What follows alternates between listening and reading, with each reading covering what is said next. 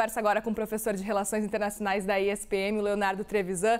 Professor, mais uma vez, seja muito bem-vindo aqui na CNN. Um bom domingo, um bom dia e um feliz Dia dos Pais também.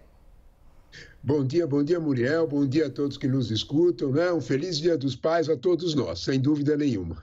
Obrigada, professor. Quero muito te ouvir, começar entendendo um pouco desse cenário da Argentina. O que a gente pode esperar? Vamos começar, então, especificamente sobre essas primárias. A gente já viu aqui agora os resultados de pesquisa de opinião mesmo, de votos. A gente sabe que essas pesquisas não são consideradas tão confiáveis. O grande termômetro mesmo vai ser o que a gente vai ver agora do resultado das primárias. Mas da forma como está se desenhando essa eleição que começa hoje, no domingo, que cenário que é esse?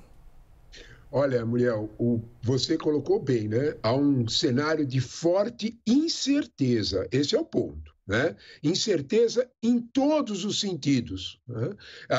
O primeiro de todos é da pesquisa, né? Não há confiabilidade nas pesquisas porque as pessoas escondem um pouco a sua opção e é fato. Segundo, ninguém pode assegurar que o eleitor, mesmo sendo compulsório, vá votar. O histórico da Argentina é de presença de 70%. As eleições regionais que aconteceram recentemente teve uma abstenção muito maior que essa. Então começa daí o problema, né? Por que isso está acontecendo? Bom, o porquê é exatamente a matéria que vocês apresentaram, né? A Argentina tem hoje uma inflação de 115% anualizada, né? Em 12 meses, essa é a referência de junho. Provavelmente julho e agosto vai ter subido muito mais, por todo aquele quadro que vocês apresentaram. É neste sentido que a maioria das pessoas estão enfrentando uma profunda desilusão com o futuro. Muriel, quando nós olhamos para os 4 grandes candidatos que vocês apresentaram, você reparou que quando você apresenta esses candidatos, todos eles escondem, mas muito bem escondido, qual é o plano econômico deles? Sabe por quê, Muriel? Porque nenhum deles, seja o da extrema-direita ou do centro-esquerda, lá do Javier Milei ou o Sérgio Massa, que é governo, todos sabem que o começo do ano que vem, o começo do próximo governo, será dramático. Será muito mais difícil do que é hoje. Por quê? Primeiro de tudo, porque todos eles sabem que eles terão que fazer um remédio muito dolorido. Eles vão ter que desvalorizar o peso oficial. Vamos lá. Quando a gente vai comprar um dólar na Argentina e compra no Banco Central, você paga 296 pesos por ele. Só que você não consegue comprar, isso é outra história. Quando você vai nas casas de câmbio, nos arbolitos da Florida e tudo mais, você paga 610 pelo mesmo peso. Você tem mais de 100% de diferença. Quando você fizer a desvalorização no peso oficial, o que vai acontecer é que tudo que a Argentina importa vai subir de preço, a começar de remédio, a começar de combustível, a começar de fertilizante. Então, o que vai acontecer na Argentina, e todo mundo sabe, quando fizer a maxi desvalorização, é que nós vamos ter mais inflação. Está dando para entender por que o eleitor médio, de alguma forma, olha para as eleições e diz: para que eu vou votar? Esta situação é uma situação que tende a ficar ainda pior quando nós percebemos que aquela primeira informação que vocês deram, hoje, 41% dos argentinos vivem em situação de extrema pobreza. A Argentina é um dos maiores produtores de trigo do mundo. A Argentina produz tanta soja por hectare quanto o Brasil, por exemplo, que é o maior produtor do mundo. A Argentina tem uma produção de carne, como todos nós sabemos, impressionante. Como é que um país desse tem aproximadamente 21% das pessoas em insegurança alimentar, que é o nome chique de você dizer as pessoas estão passando fome. O camarada levanta de manhã e não sabe se vai comer durante o dia. É isso. Quando nós olhamos para essa situação, dá para entender este quadro. E olha que situação. Eu repito, nenhum dos 4 candidatos diz o que vai fazer com a economia porque tem medo de perder voto. Nenhum deles. E esse é o dado mais dramático que tem para a Argentina. Dramático mesmo é quando a gente olha qual é a propaganda do próprio candidato presidencial que as pesquisas sugerem que vai ter em torno de 30% dos votos nas primárias. Eu sou mais do mesmo, só que sob nova direção, porque ele é o ministro da Economia atual.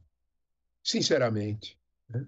Quando nós olhamos para essa situação, nós temos uma ideia de que a Argentina vive, de fato, uma das piores crises dos últimos 20 anos. E é interessante até, a gente estava avaliando ali, mostrando as pesquisas eleitorais que estão mostrando um pouco desse cenário para a gente na Argentina. A gente percebe que dificilmente esse candidato, Sérgio Massa especificamente, ele que é o ministro da Economia atual, dificilmente ele vai conseguir passar e vencer essa eleição, levando em consideração que os outros 3 principais candidatos, por exemplo, que são candidatos todos de centro-direita ou até de extrema-direita, levando em consideração que eles têm uma quantidade expressiva de votos e que se esses votos se unirem contra a Massa, vai ficar difícil para ele realmente seguir com esse governo de Alberto Fernandes, apesar de ele usar esse argumento, né, professor, de que vai estar sob nova direção. Muriel, você tocou no ponto central. Esta é a incerteza da Argentina. Se nós até agora falamos de incerteza econômica e dá um tom de desespero, quando a gente começa a falar de política, a coisa, se é possível, ela piora. Por quê? Vamos imaginar o que você acabou de falar, que é absolutamente racional e coerente. Se você somar os votos da Patrícia Bullrich, somar os votos do Larreta, já dá em torno de 35%. Se você somar os votos da extrema-direita, pensando que um eleitor do Milei, que tem de 12% a 20%, né, provavelmente nunca votaria num candidato peronista, você vai olhar para essa situação e dizer, bom, essa soma desses votos vai significar a vitória desse candidato. O eleitor médio, minimamente informado na Argentina, descreve qual é o cenário que virá, que é o mesmo cenário do governo Macri. Ganha a eleição, mas não governa. Porque os sindicatos argentinos, porque é quase certeza que a maioria no parlamento, é por isso que Massa foi escolhido. Ele era presidente da Câmara Argentina, da Câmara de Deputados. Ele é capaz, de alguma forma, soldar os votos peronistas entre Alberto Fernandes, atual presidente, e a famosa Cristina Kirchner, a ex-presidente.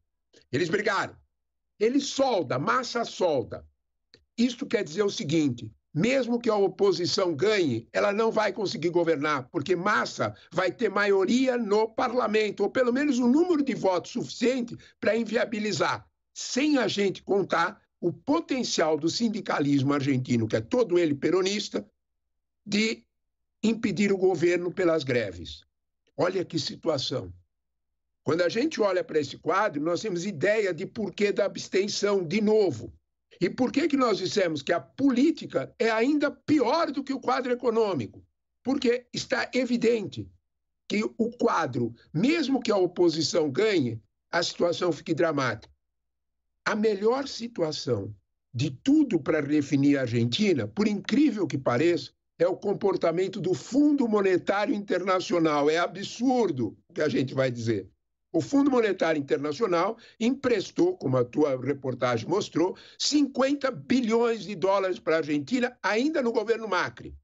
Durante o governo Alberto Fernandes, eles praticamente não pagaram, devem ainda desses 50 bilhões, 44 bilhões, e estavam, neste ano, com tudo atrasado para pagar. Sabe o que o FMI fez? Olhando para a realidade argentina, olhando para a dura realidade argentina, que se eles apertassem mesmo, a Argentina ia dar o calote já, e a situação ia para uma situação ainda bem pior, porque o peso explodiria, o dólar iria subir muito.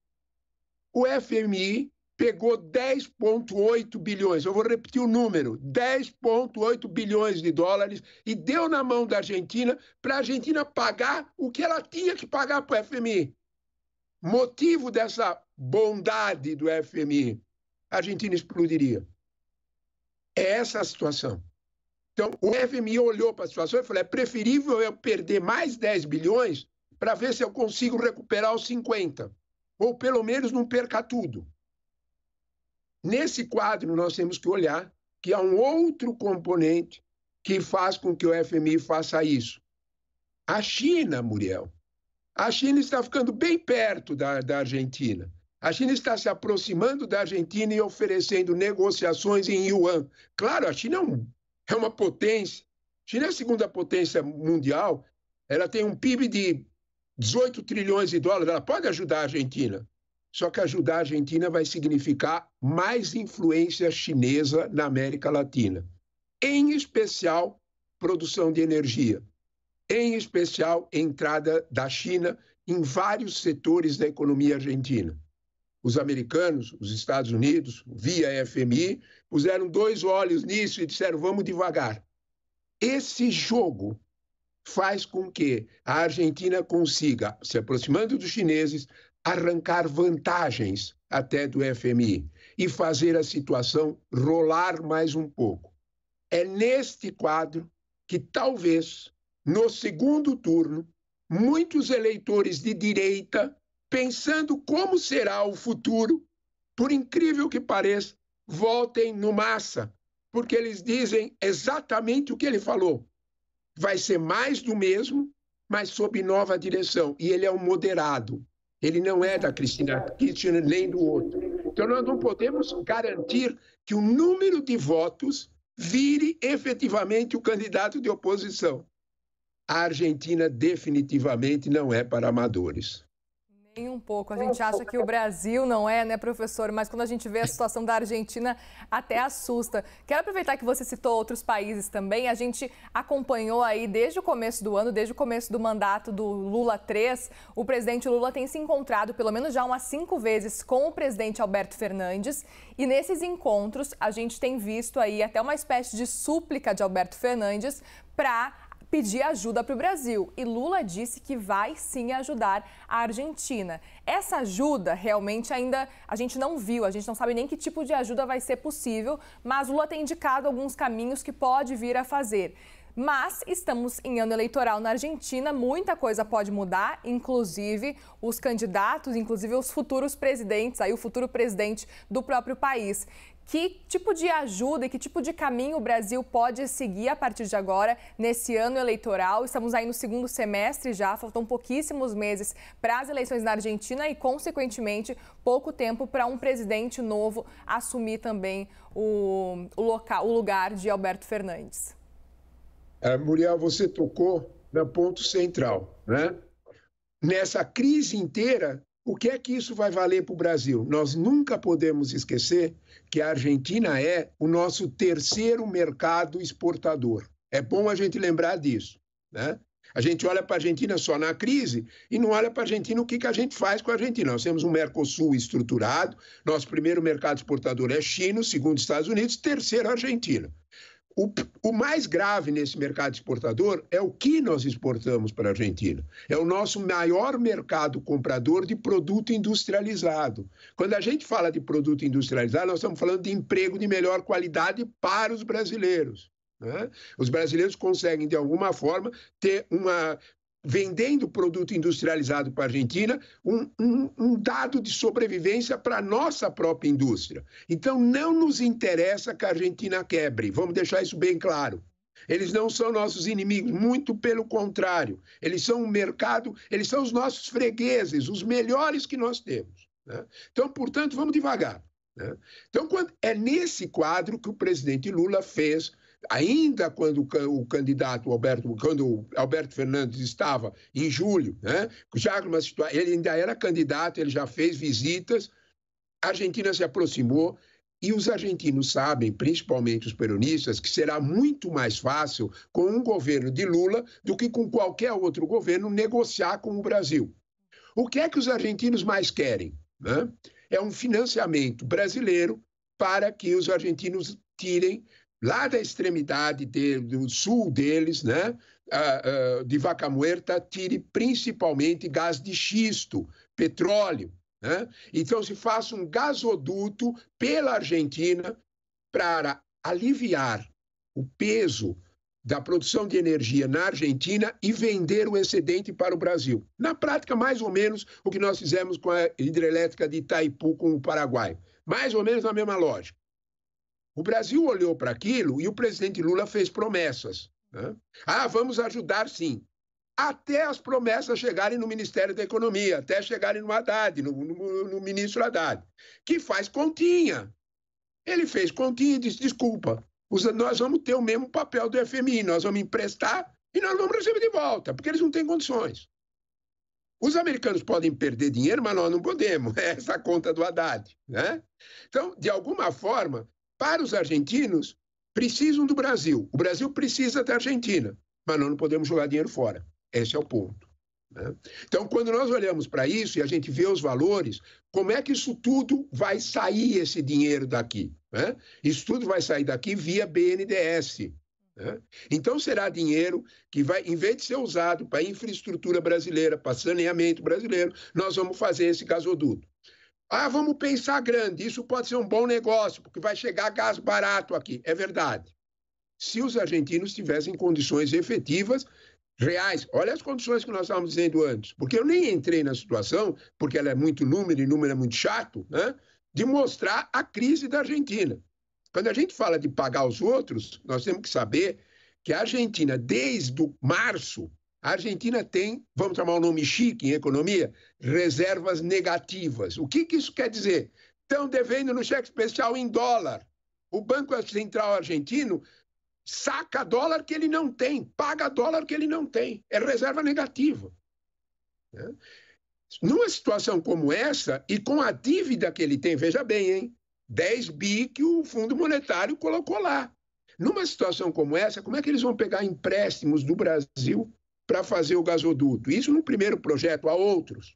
Então, quando nós olhamos para essa situação, interessa ao Brasil ter bons negócios com a Argentina? Interessa, mas com cautela, né? Cautela e caldo de galinha não faz mal a ninguém, né? Então, de alguma forma, eu acho que e o ministro Haddad foi suficientemente claro em dizer, olha, vamos devagar com esse andor, né?